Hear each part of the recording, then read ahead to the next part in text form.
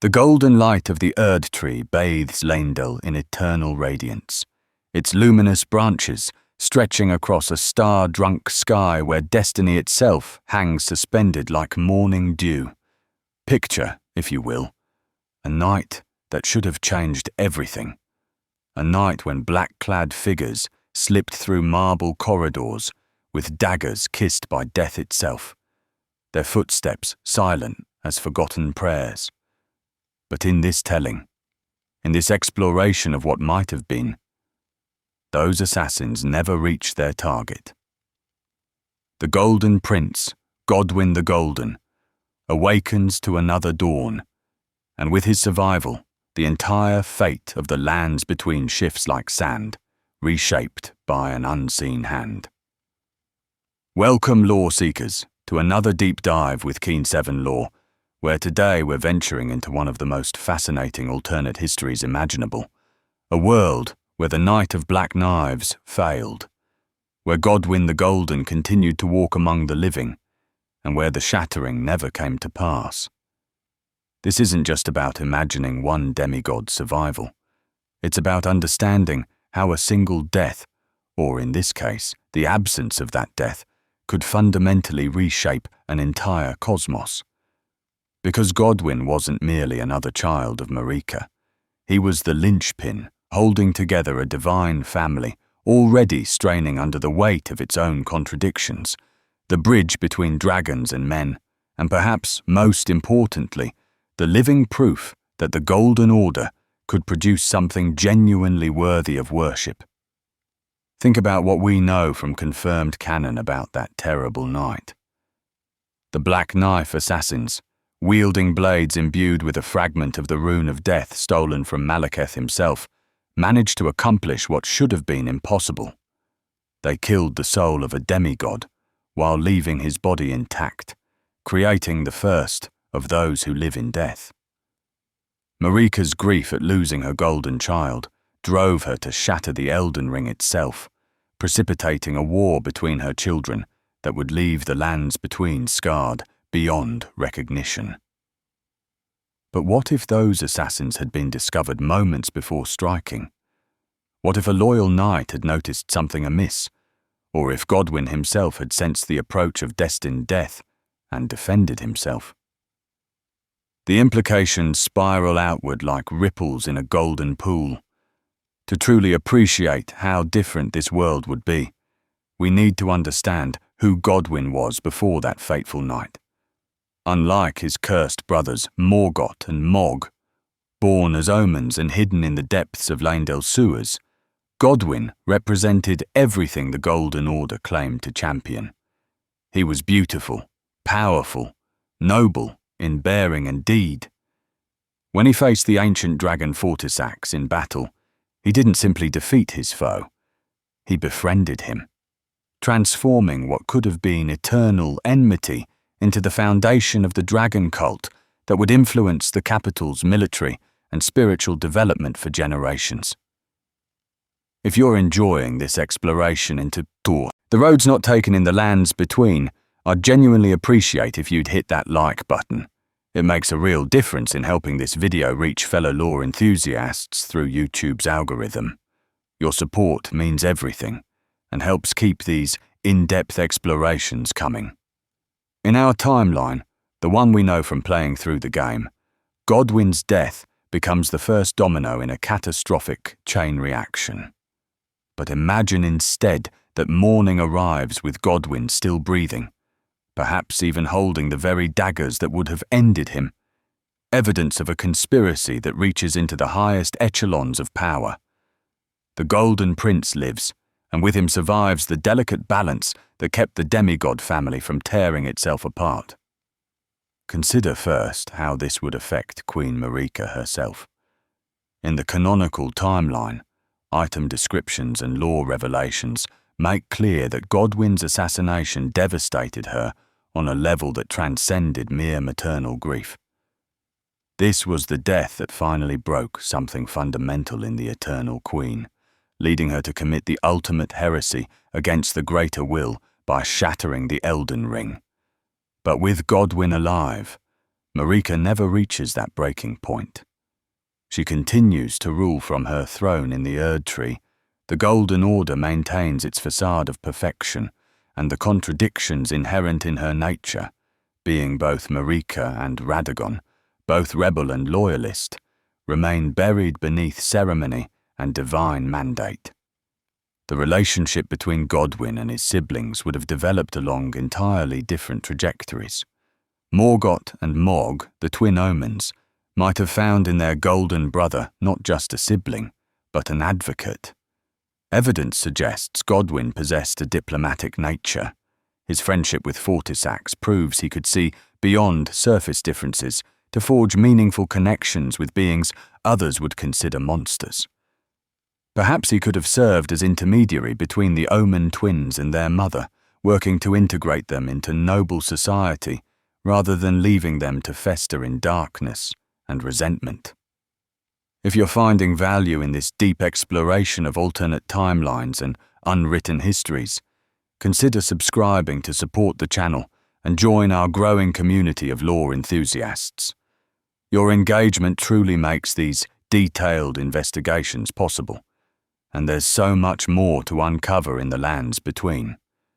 The Golden Prince's survival would have particularly profound implications for his half-siblings as well. Radahn, Ricard, and Ranni, children of Radahn and Rennala, existed in a complex political position within the Golden family. With Godwyn alive and maintaining his position as favoured son, these three would never have had the opportunity, or perhaps the necessity, to carve out their own domains through force and rebellion. Radahn might have remained content as the strongest warrior of the Golden lineage, honing his gravitational magic, not for endless war, but for the glory of the Golden Order. His mastery over the stars would serve divine purpose, rather than holding back cosmic fate through sheer stubborn will. Ricard's path diverges even more dramatically in this alternate timeline. Without the Shattering to provide opportunity for rebellion, without the chaos that allowed him to feed himself to the god-devouring serpent, the praetor of Volcano Manor might have remained a noble judicial figure.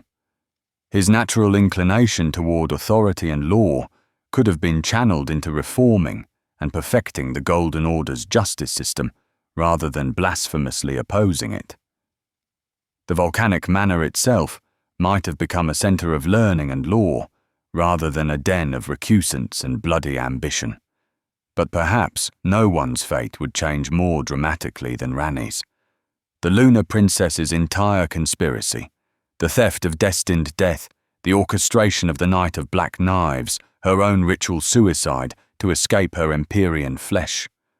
All of this stemmed from her desire to escape the fate the Two Fingers had ordained for her.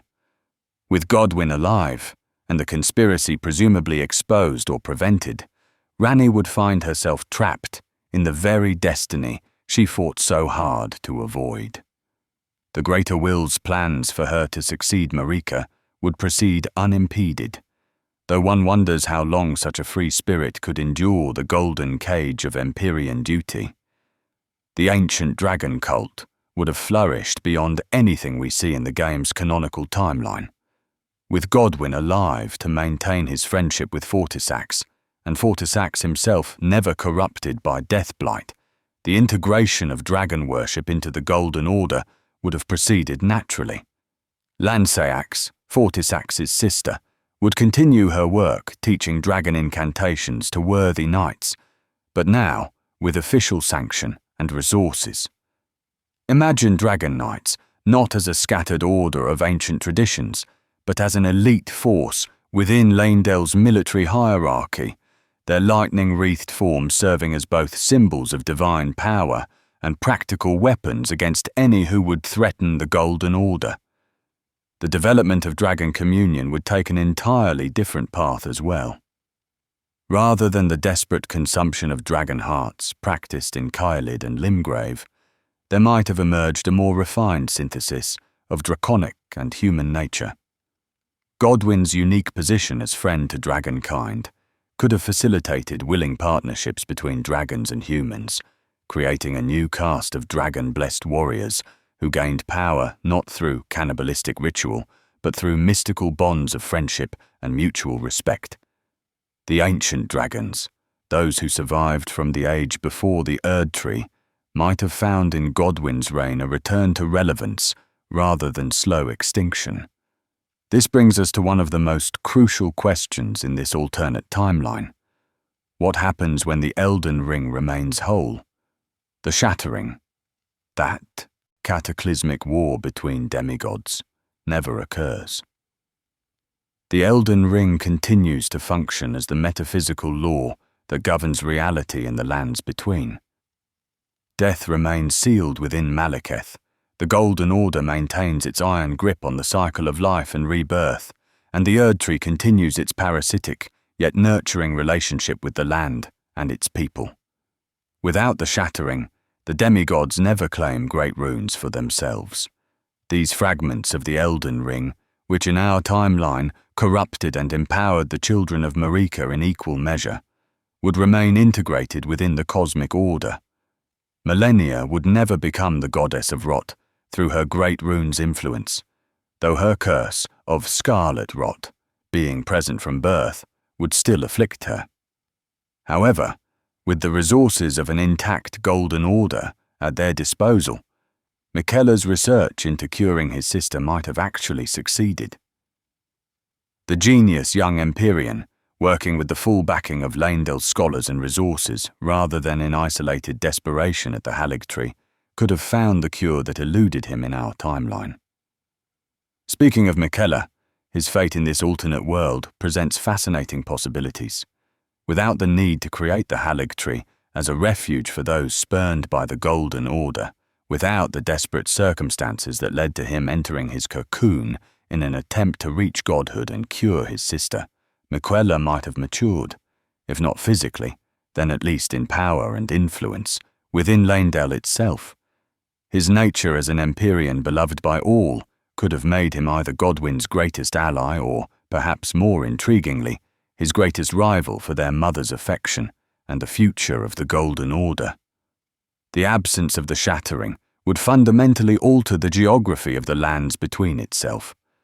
Caelid would never know the horror of scarlet rot blooming across its plains. Without the battle between Radahn and Malenia, a battle that only occurred because of the power vacuum created by the Shattering, the region would remain verdant and alive. The great city of Celia would continue as a center of gravitational sorcery, the swamp of Aeonia would never exist, and the massive, minor Erd trees of Caelid would stand proud rather than withered. Commander O'Neill would never need to seek the unalloyed gold needle. Millicent would never be born from the scarlet bloom, and Gowry would remain. Well, whatever Gowry actually is, he wouldn't be orchestrating the rebirth of a goddess of rot. Leonia presents another fascinating case study in this timeline, without devastation. Rennala, never driven to madness by Radagon's departure to become Elden Lord, would continue to lead the Academy of Raya Lucaria with the brilliance that once allowed her to match the Golden Order in battle. The Carian royal family would maintain its strength and prestige. The Academy wouldn't seal itself away in isolation, and the study of glintstone, sorcery would continue to evolve alongside the faith-based incantations of the Golden Order. Perhaps most importantly, the relationship between Leyndell and Leonia wouldn't be one of conquered and conqueror, but of allied powers united through the marriage of Radagon and Rennala. The volcano of Mount Gelmir would never become the blasphemous seat of the serpent cult. Without Ricard's transformation into the blasphemous serpent god, Volcano Manor would likely serve as a strategic outpost of the Golden Order, perhaps a place where the most dangerous prisoners are kept, or where knights train in extreme conditions. The god-devouring serpent itself might still exist in the depths of the volcano, but without a demigod to feed upon, it remains what it always was, a danger to be contained rather than a dark god to be worshipped. Even the underground realms would develop differently in this timeline. The eternal cities of Nokron and Nokstella, already banished underground for their crimes against the greater will, would have no hope of redemption through the chaos of the Shattering. Their artificial silver tears, their mimic tears, their weapons meant to harm the greater will itself, all would remain buried curiosities rather than tools desperately sought by various factions. The Lake of Rot would still fester in the depths, but without Malenia's scarlet bloom to echo its corruption on the surface, it remains a sealed ancient horror rather than a preview of coming devastation. One of the most philosophically interesting changes would be the complete absence of those who live in death. With Godwyn never becoming the Prince of Death, with his corpse never spreading deathroot through the Erd Tree's roots, the fundamental nature of death in the lands between remains unchanged. The Golden Order's removal of the Rune of Death from the Elden Ring continues to function as intended, preventing true death while maintaining the cycle of reincarnation through the Erd Tree. This means no shambling skeletons in the catacombs, no tibia mariners spreading death across water, and no death birds descending in the night to claim those who die improperly. This absence would fundamentally alter the purpose of several key figures. Dee and his twin brother, hunters of those who live in death in our timeline, would need different roles entirely. Perhaps they would serve as investigators of other forms of heresy, or maybe their unique, twinned nature would be studied by the Golden Order as a curiosity rather than weaponized against the undead. Fia, the deathbed companion, would have no Prince of Death to lay with, no godly corpse to birth a rune of death from. Her entire purpose, her very nature, as one who offers comfort to those who live in death, becomes meaningless in a world where such beings never exist. Rogier, the sorcerer who seeks to understand those who live in death and the Knight of Black Knives, would pursue entirely different research. His brilliant mind might turn toward other mysteries, perhaps the nature of the primeval current, or the ancient magic that predated the Erd Tree.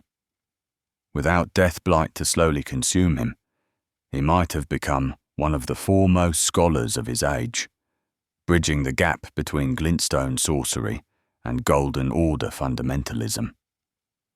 The role of the Two Fingers and their interpreters would be vastly different as well. Without the Shattering to cloud the greater will's influence, without the chaos that led various Two Fingers to go silent or mad, the divine guidance would remain clear and consistent. Finger readers like Enia would serve not as interpreters of increasingly cryptic messages, but as direct conduits of divine will. The greater will's plan for the lands between would proceed uninterrupted, though what that plan ultimately entails remains one of the deep mysteries even this alternative timeline cannot fully illuminate.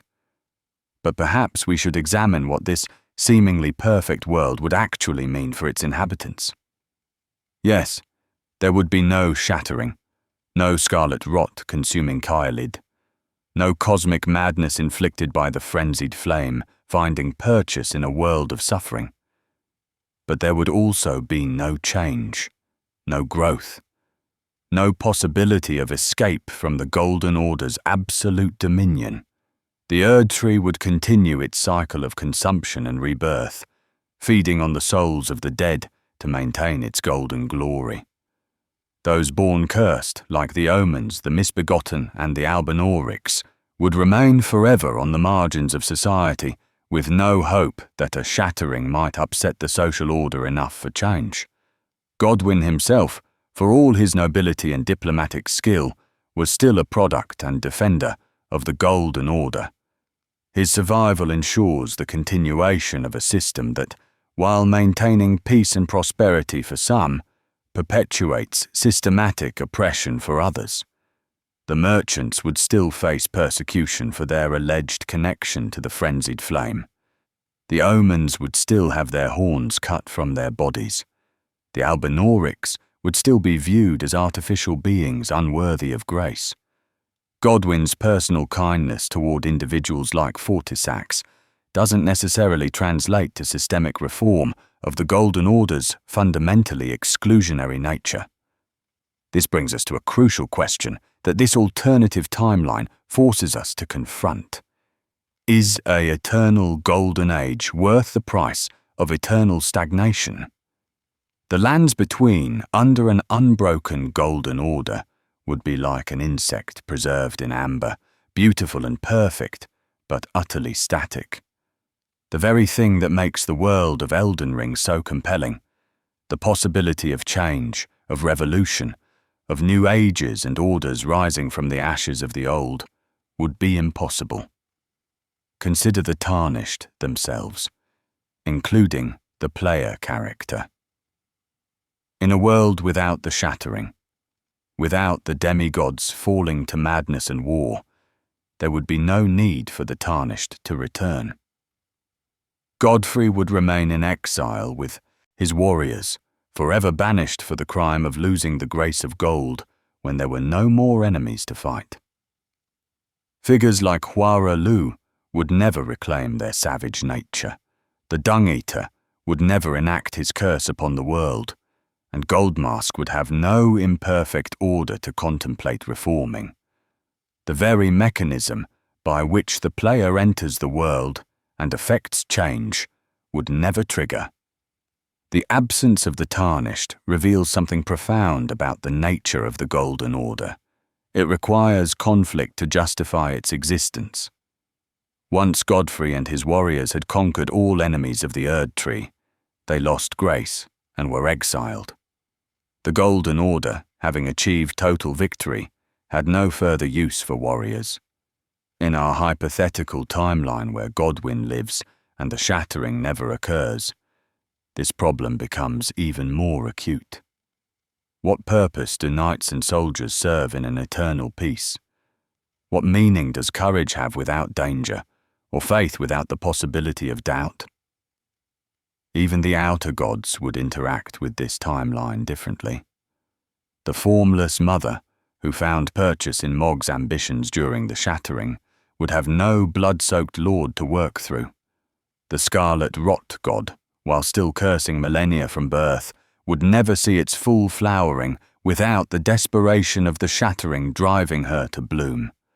The frenzied flame, that force of chaos that seeks to burn away all distinction and return everything to primordial oneness, would find fewer adherents in a world without widespread suffering, though perhaps the very perfection of the Golden Order would drive some to seek its absolute opposite. We must also consider how long this golden stasis could truly last. The game hints at cycles, at ages that rise and fall like the turning of seasons.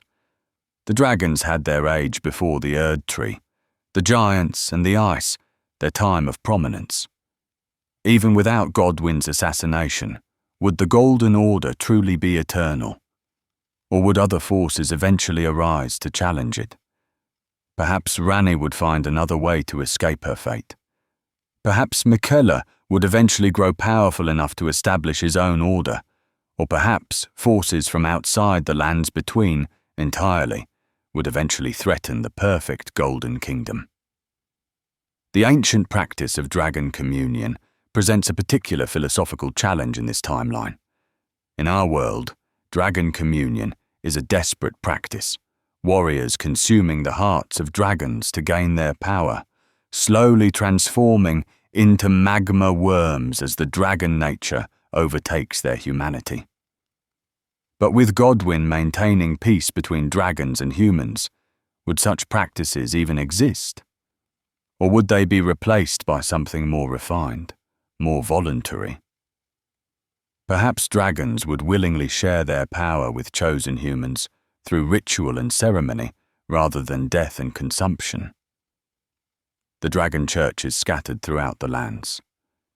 Between might serve not as sites of draconic cannibalism, but as temples where human and dragon nature merge in harmony. Godwyn's continued existence would also impact the various Knight Orders throughout the lands between. The Crucible Knights, those ancient warriors who served Godfrey, and whose fighting style embraces the chaotic vitality that existed before the Erdtree brought order, might find themselves further marginalized in Godwyn's perfect world. Their reverence for the primordial form of the Erdtree, when it was still the primordial crucible of life, would be seen as increasingly archaic and perhaps even heretical. Conversely, the Leyndell Knights would reach unprecedented heights of power and prestige, their lightning-infused weapons and dragon cult incantations making them nearly invincible on any battlefield. Not that there would be many battlefields left to fight upon. The Carian Knights present another interesting case. In our timeline, they're largely extinct by the time of the game, with only a few surviving to guard the decrepit Carian manor. But in a world where Renala maintains her sanity and Liurnia remains strong, the Carian Knights would continue as an elite magical force.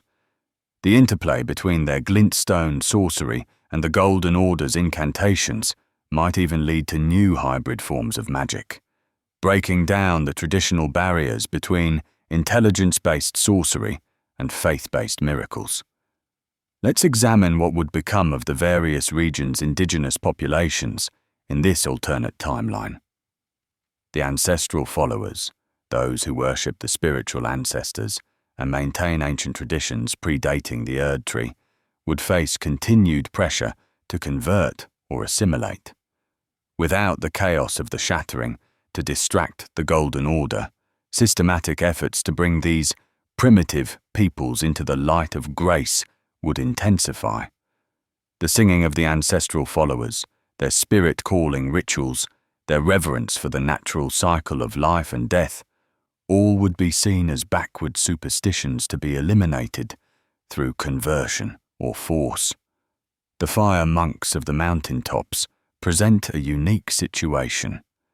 In our timeline, they guard the flame of ruin, ensuring it never again threatens the Erdtree, while secretly maintaining some reverence for the fire they guard. With Godwyn alive and the Golden Order secure, would these monks even be necessary?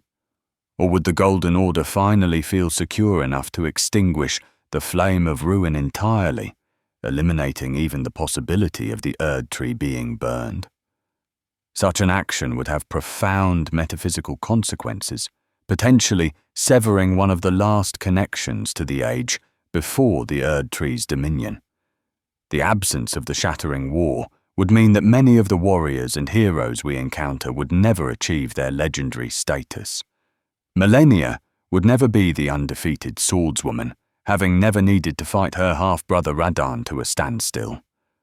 Radahn himself would never earn his title as the Coishunten, Star Scourge, having no need to hold back the stars to prevent Ranni's fate from advancing. General Radahn might instead be known for other achievements, perhaps great works of construction using his gravitational magic, or peaceful exploration of the void between stars. Without widespread war, the role of merchants and trade would be vastly different. The nomadic merchants, rather than being hunted and imprisoned beneath Leyndell for their supposed connection to the frenzied flame, might serve as vital links between the various regions of the lands between. Trade routes would remain open and safe, leading to greater prosperity, but also greater homogenization, as the Golden Order's influence spreads through commerce as well as conquest.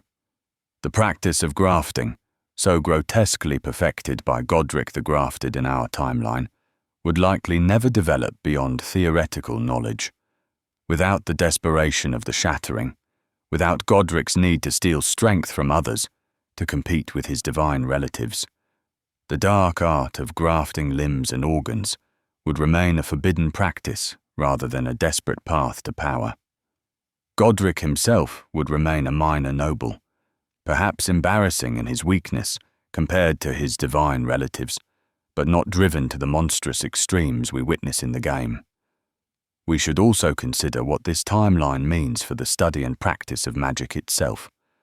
The various schools of magic, glintstone sorcery, Golden Order incantations, death sorcery, blood magic, and the primeval current would develop along very different trajectories. Without the chaos of war to drive innovation, magic might become more refined, but less powerful. The desperate innovations born from necessity, the forbidden arts explored when survival is at stake, would never emerge. Magic would be a tool of civilization rather than survival, leading to more practical but less spectacular applications. The very nature of faith and worship would be fundamentally different as well. In our timeline, the Shattering creates a crisis of faith. How can the Golden Order be perfect if its own demigods war against each other? This crisis leads to various reform movements and heresies, from Goldmask's attempts to perfect the Golden Order to the recusants who reject it entirely. But in a world where the Golden Order never fails so spectacularly, such questioning would be far less common.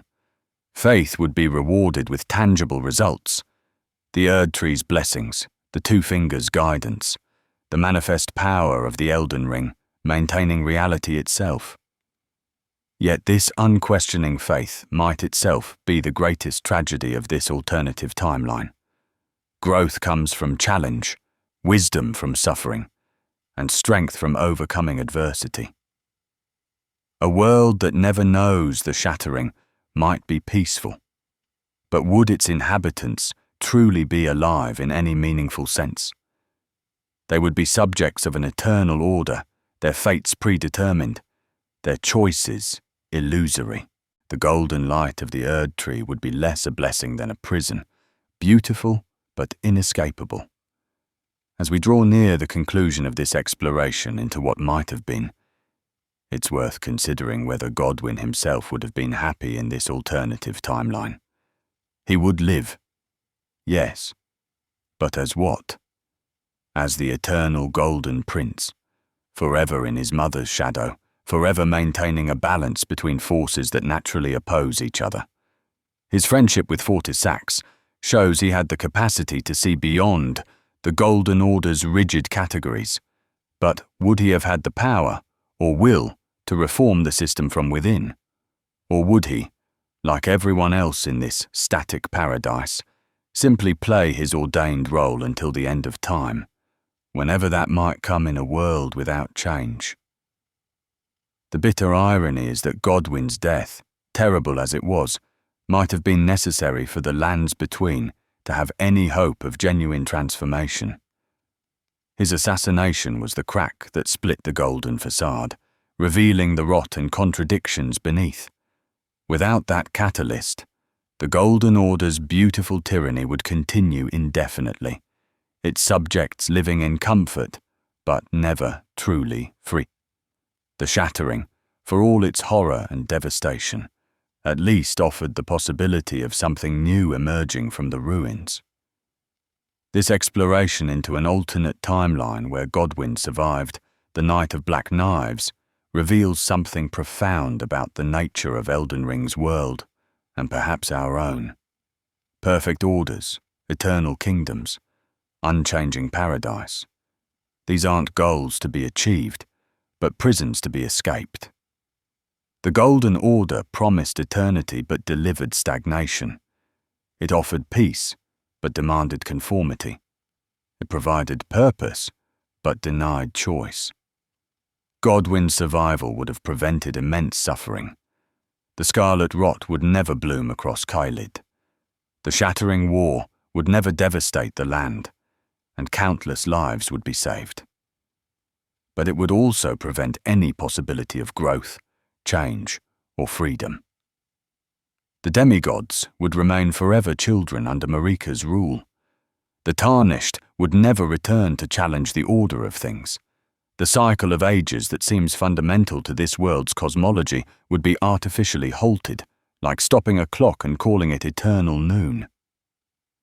In examining this path not taken, we see that Elden Ring isn't just a story about the aftermath of a divine assassination and a cosmic war. It's a meditation on the necessity of change, even when that change comes through violence and chaos. It asks whether perfect order is worth the loss of free will, whether peace justifies oppression, whether eternal life has meaning without the possibility of death. These aren't questions with easy answers, and that's precisely what makes this alternative timeline so fascinating to explore. The lands between, as we know them, were born from tragedy. Godwyn's death, Marika's grief, the shattering of the Elden Ring. But that tragedy also opened the door for transformation. It created the possibility for new ages, new orders, new ways of being. Whether the player chooses to restore the Golden Order, establish the Age of Stars, embrace the frenzied flame, or pursue another ending entirely, they have choices that would never exist in a world where Godwyn lived. So as we conclude this journey through an Elden Ring that never was, we're left with a paradox worthy of the game itself. Godwyn's death was both the greatest tragedy and the greatest liberation the lands between ever experienced. His survival would have meant peace, prosperity, and order, but also stagnation, oppression, and the slow death of hope itself. The Golden Prince had to die for the world to truly live, even if that life is painful, chaotic, and uncertain. Thank you for joining me on this extensive exploration into one of Elden Ring's most fascinating what-ifs. The beauty of From Software's storytelling is that it gives us just enough information to understand the shape of the world while leaving vast spaces for imagination and interpretation. Every item description, every environmental detail, every cryptic line of dialogue adds another piece to a puzzle that may never be fully complete. And that's precisely what makes it so endlessly compelling to explore. If this deep dive into alternative timelines and unwritten histories has given you a new perspective on the lands between, please consider subscribing to the channel. Your support makes these lengthy investigations possible, and there are so many more mysteries to uncover, so many more stories hidden in the spaces between what we know and what we can only imagine. Drop a comment sharing your own theories about what might have changed if Godwyn had lived. Would the Golden Order have truly lasted forever? Or would other forces eventually arise to challenge it? How do you think characters like Ranni or Miquella would have adapted to a world without the Shattering? Remember that every tale of what might have been helps us better understand what actually is. In exploring how different the lands between would be with Godwyn alive, we gain deeper appreciation for the complex, tragic, and ultimately transformative story that unfolds in his absence. The Golden Prince's death wasn't just a plot device to initiate the game's events. It was a fundamental reshaping of an entire world's destiny, a single moment that changed everything. Until next time, fellow lore seekers, keep questioning, keep exploring, and remember, in the lands between, even death is not the end of the story. It might just be the beginning of something far more interesting.